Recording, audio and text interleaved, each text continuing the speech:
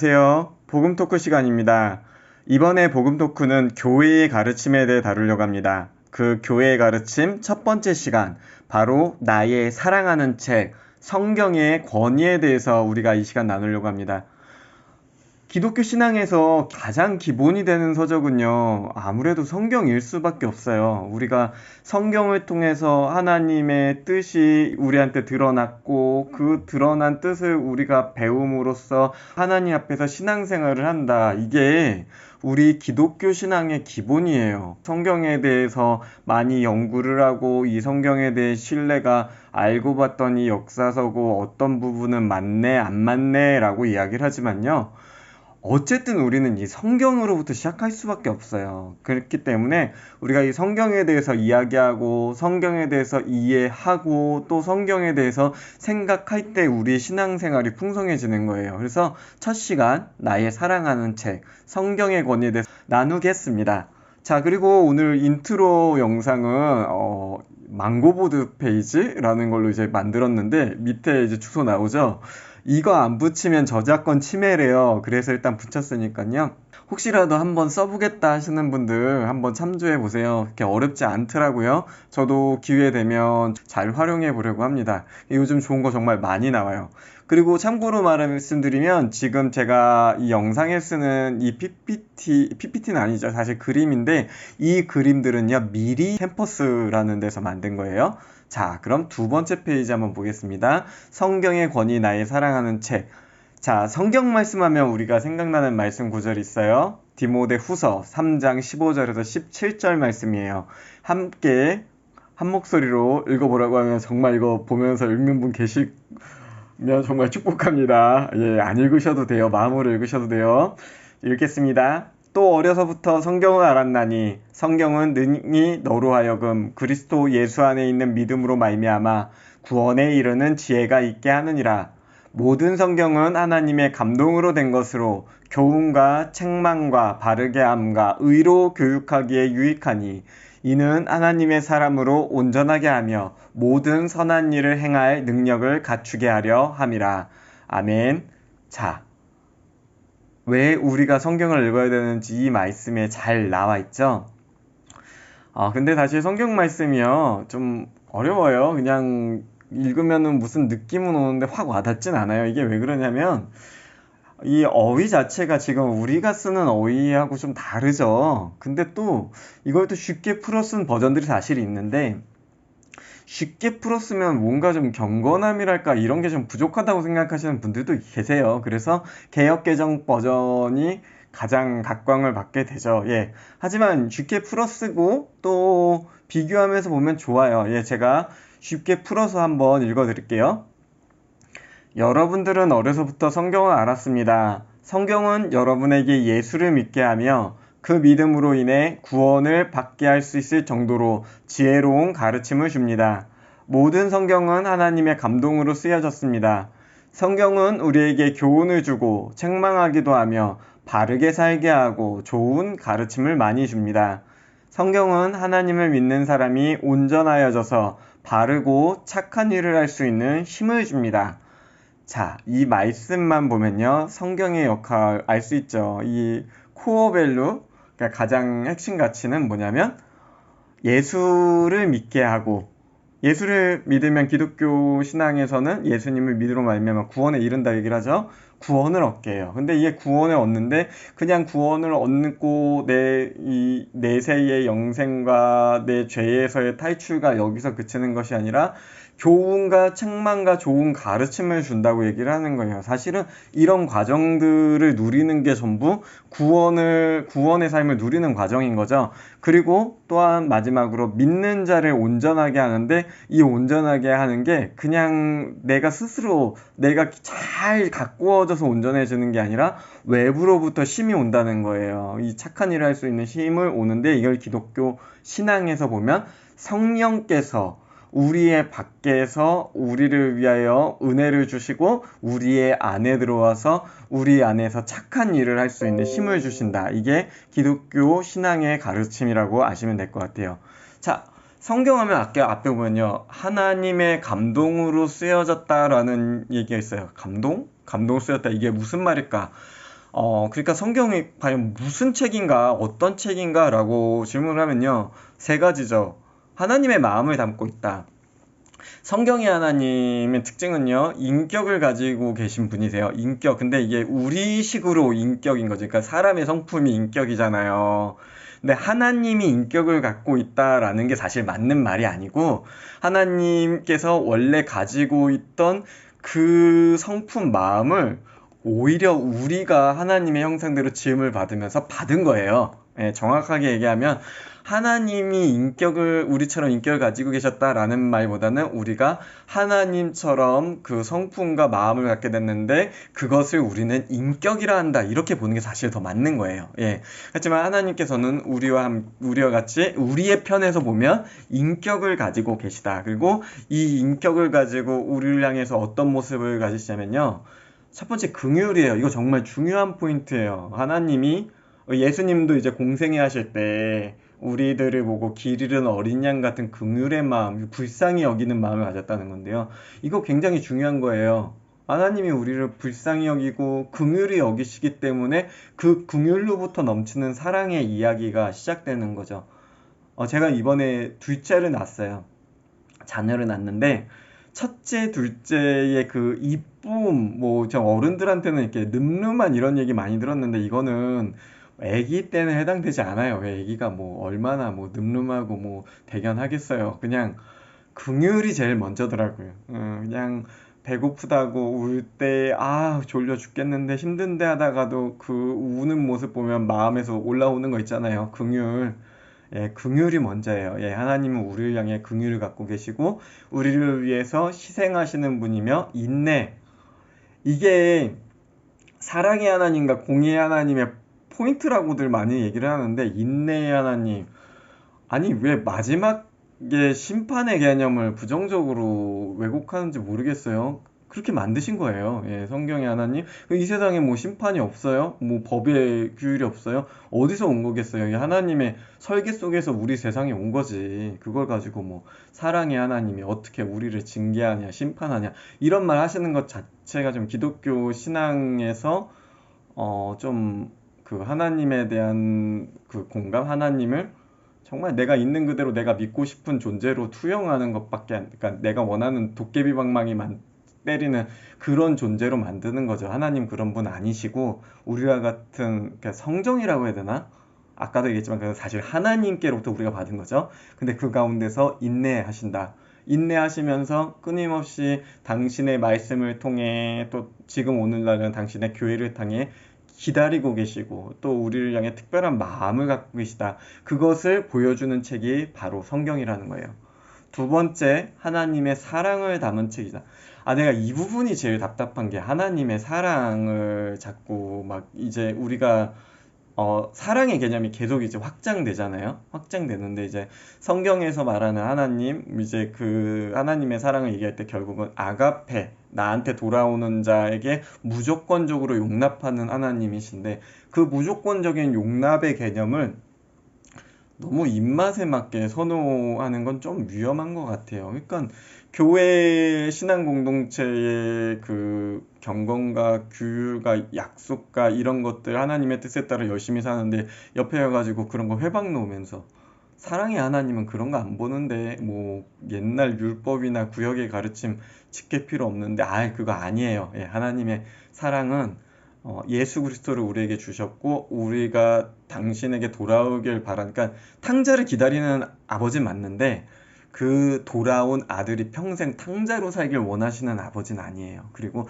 이 탕자가 계속 망나니 짓하면 언젠가 심판을 받는 거예요. 예.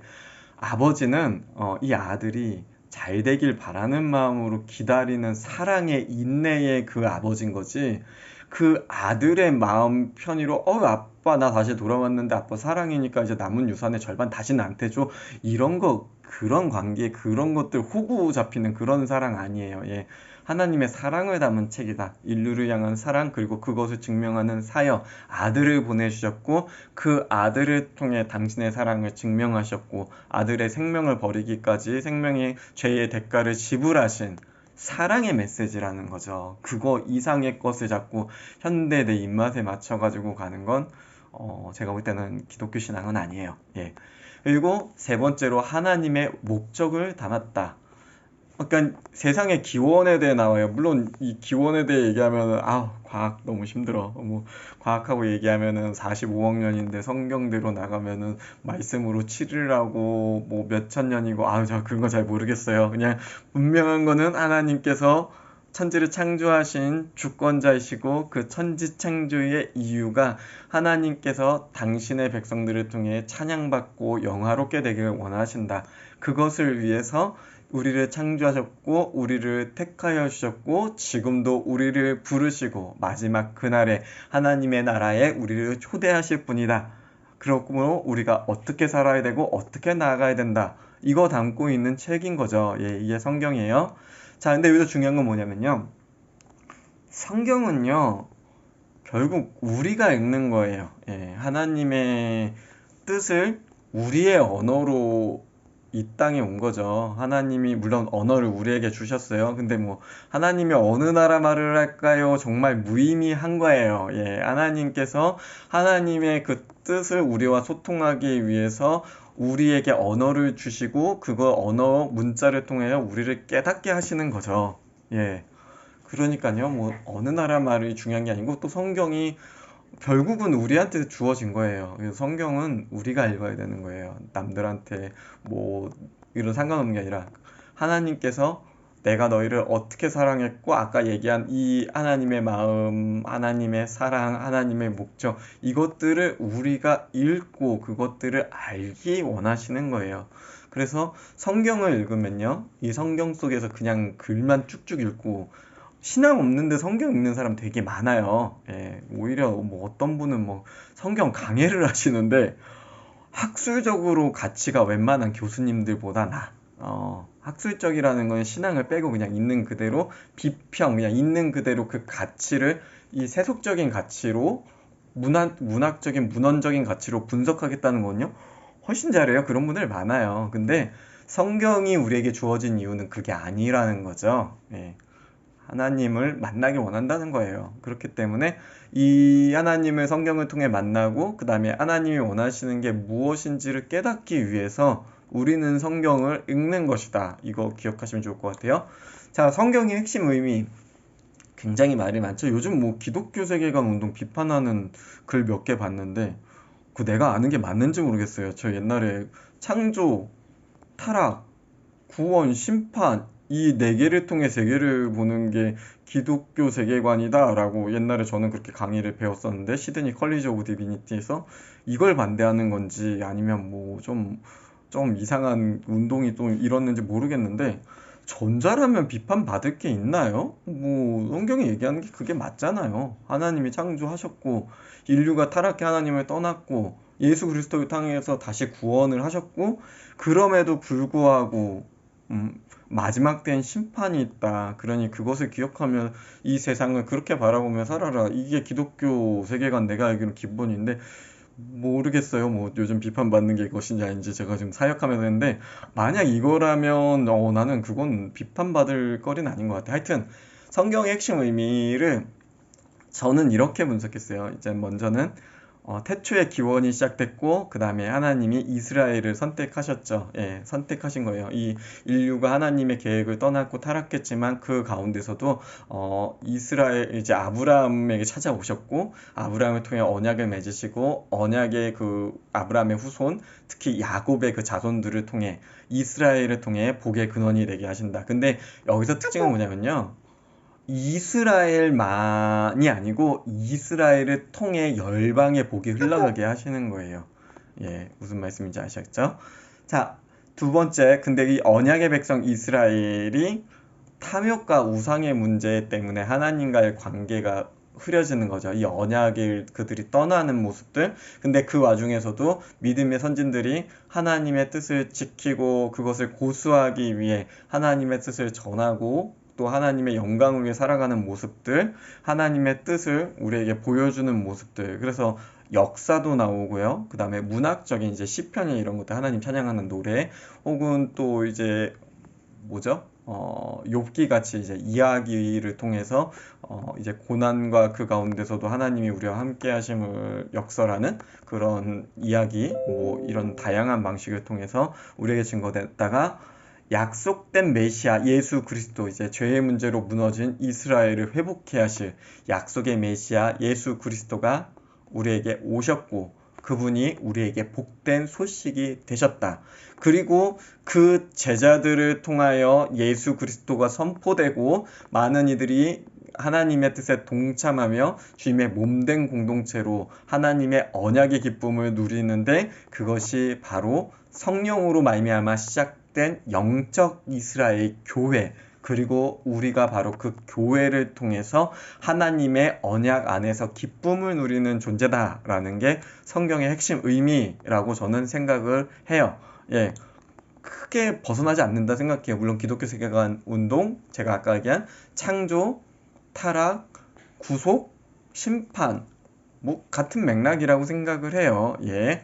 자, 그런데 여러분, 성경이 쉬워요? 저는 개인적으로 성경이 쉽다, 복음은 심플하다, 막 이 얘기 들으면, 그게 쉽다고? 아니, 그렇게 쉬운데 왜 우리가 이렇게 사는 게 힘들어요? 성경에 그 뜻 적용하고, 왜 우리가 성경 그냥 쉽게 한번 읽고, 여러분 그 정독하신 분들 막 10독, 20독, 뭐 100독도 하신 분 계세요. 인생 해탈하고 변화되시면 좋은데, 해탈이래. 아, 죄송해요. 우리 신앙의 용어는 아니다. 근데 아니잖아요. 삶이요. 그렇게 쉽게 변하지 않거든요. 성경이 쉽지가 않아요, 여러분. 생각해보세요. 이제 수천 년 전 고대인의 문화 속에서 그들의 언어로 쓰여졌어요. 이 사람들이 하나님의 뜻을 들었지만 자기들이 이해하는 방식으로 썼단 말이야. 그리고 특별히 구약 성경 보세요. 구약 성경이 되게 딱딱해요. 여러분 읽어보시면 알겠지만, 이게 뭔가 글이, 근데 이게 그럴 수밖에 없어. 그 당시에는 글을 쓸 수 있는 도구가 엄청 귀했단 말이야. 옛날에 저 구약학 교수님 그 얘기를 하더라고요. 이사야서 한 권 쓰는데 양피질을 할 때 양을 300마리를 잡아야 된다. 300마리를 잡아서 그 껍데기를 말려요. 말리고 거기다 글을 쓴단 말이야. 그러면 우리가 지금 문학체계에다 우리가 글 쓸 때처럼 이렇게 풍성한 글을 쓸 수가 없어요.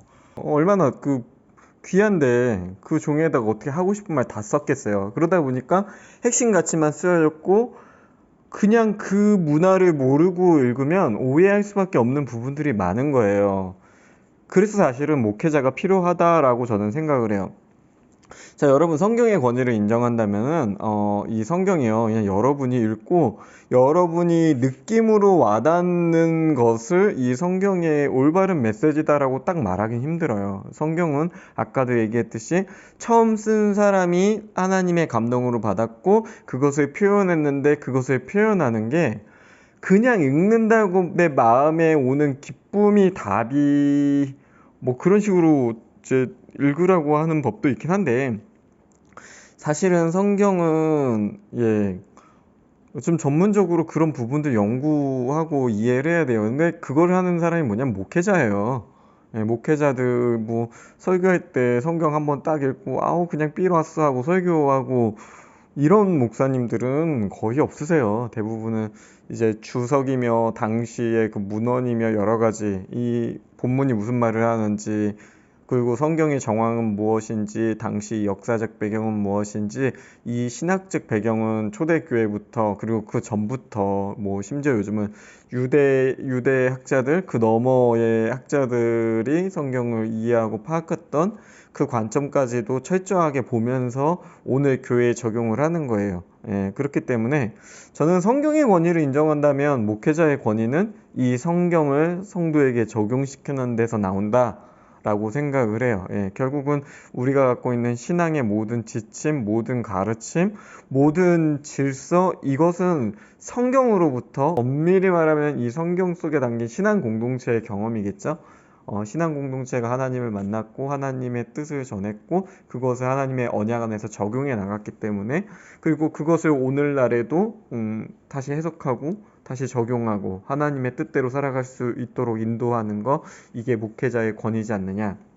성경의 이 잘못된 이해와 적용을 피하기 위해서, 그리고 이 영적 생활을 성경적 원리, 성경적 원리라고 하니까 인위적으로 들리는데 그게 아니고, 사실은 성경에서 하나님이 공동체에게 원했던, 어떻게 하길 원했던 그 모습들을 해석해서 그 공동체에 적용하고 그 인도하는 역할을 하는 거, 그게 목회자다라고 저는 그렇게 생각을 해요. 여러분, 성경 공부하실 때 이렇게 목회자의 지도와 도움을 받으시길 이제 추천드려요. 근데 요즘 같은 경우는 이게 양질과 음질이라고 해야 되나요? 이제 굉장히 그 공동체, 신앙 공동체를 위해서, 신앙인 한 명 한 명을 위해서 좋은 적용과 지도를 해주는 사람들도 있지만요, 잘못된 성경 이해와 적용으로 가는 경우도 있어요. 이제 심한 경우는 약간 사이비?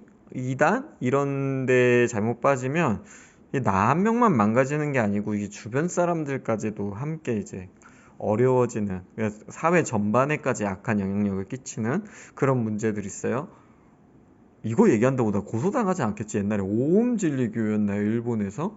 교주가 뭐 해가지고 종말론 이상하게 가르쳐서 거기 신도들이 지하철에다 독가스 살포한 사건도 있었죠. 근데 이게, 이런 일이 있을 수 있어. 상식 있고, 되게 지성 있는 사람들이 하는데 있어요. 예. 이 영적 권위, 신적 권위를 잘못 적용하면 인간이요, 참 묘한 짓을 해요. 정말 하지 말아야 할 일을 할 수 있기 때문에 바른 성경 이해, 그리고 적용, 그리고 그것을 위해서는 이제 신학 공부가 제대로 훈련된 바른 목회자한테 지도를 받으셔야 도움이 될 것이다. 그런 함량이 안 되는 목회자들을 경험했기 때문에 또 실망스럽다 이런 표현들도 하시죠. 예. 그냥 기존의 약간의 좀 실망스러운 세속적인 가치관에 좀 있는 이런 모습 때문에 불신하는 경향이 있는 거 저도 알아요. 아는데 그럼에도 불구하고 정규 신학 과정을 밟고 또 신앙 공동체 정황 아래서 하나님의 뜻을 주회해서 이제 예배에서는 이제 설교로 선포가 되고 성경 공부 과정 속에서 이제 적용을 하면서, 사실 그게 어떤 분들은 고리타분하다 다 안다는데요. 원래 좋은 음식은 정석대로 만든 음식이 좋은 음식이에요. 영적인 음식도 그런 경우가 많아요. 그러니까 과정 잘 하시고, 요즘 시대에는 좋은 콘텐츠 많잖아요. 그리고 여러분 그게 식상할 정도면 여러분 어느 정도 분별 능력은 있으신 거예요. 이게 이상한 불량식품에 뒤늦게 빠지지 마시고 영적인 꼴 잘 분별하셔서 행복한 삶 누리시길 주님의 이름으로 소망합니다. 마지막 마무리하면서 뉴노멀 시대의 일상 영성생활에 여러분께 도움을 드리겠다 하는데 사실은 조금 걱정이 돼요. 너무 쉽다. 그 정도는 다 안다. 내가 그런 시간을 허비해야 하는가? 감사합니다. 사랑합니다. 혹여라도 이걸 통해서 그래, 나는 한번 아는 거지만 한 번 더 되돌아보고 좋은 시간이었어. 더 감사합니다. 그런 식으로 우리 함께 이 어려운 시대 주님의 은혜 안에서 영성의 의미 다시 한번 우리 신앙의 의미 다시 한번 새겨보는 시간을 가졌으면 좋겠습니다. 코로나19 여러분들 이길 수 있길 소망하고 열심히 기도하겠습니다. 행복한 하루 되세요. 감사합니다.